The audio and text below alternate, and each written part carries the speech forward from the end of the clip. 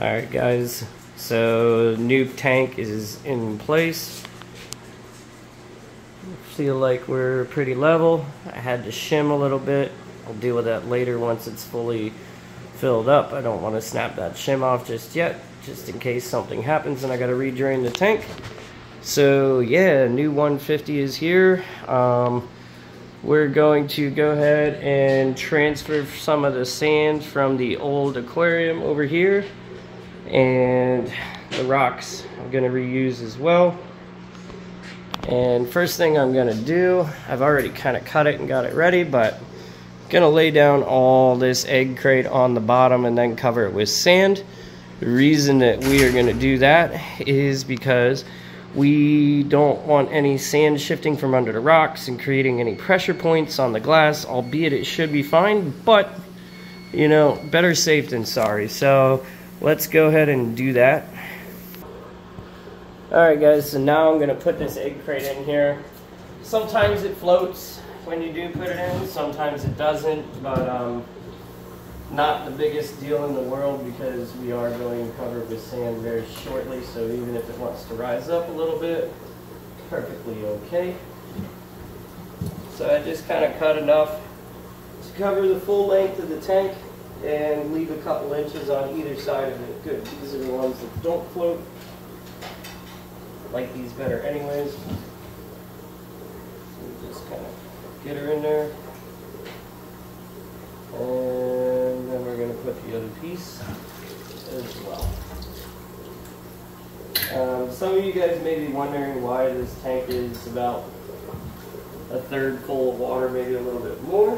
The reason for that is because I wasn't sure what to expect and I wanted to test it out. So,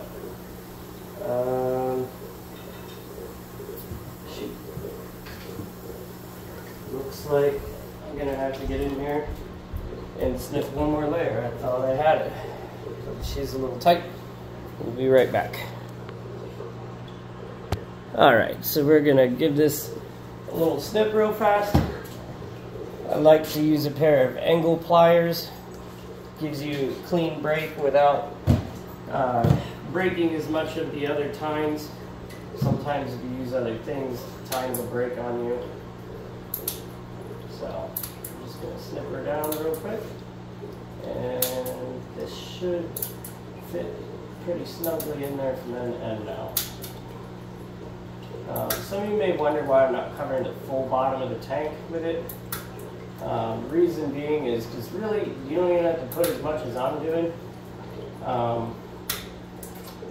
because it's just underlayment of sorts for rocks like I mentioned earlier, but the reason I'm going length to length, but I'm leaving some gaps on the sides between the front and the back, is because obviously I'll be putting rocks down the length of this tank, but I'm not going to put any rocks near the front or the back of the tank, because even though they shouldn't shift, just in case they do, I don't want them there to have any chance of them knocking the glass. Now, this is 1/2 inch tempered glass, but, I'm sorry, this is 5/8 tempered glass. A little bigger than 1/2 inch, but, you know, just want to do it like this. And it's still a little short. I'll get back to you guys after I snip again. I'm sure this is boring for y'all, so we'll skip.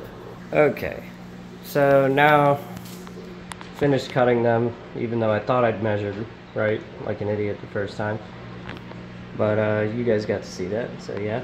But so now I just put a thin, tiny layer of sand to put these on. And then I'm going to put the rest of the sand in now, and I will check back with you guys after a bit.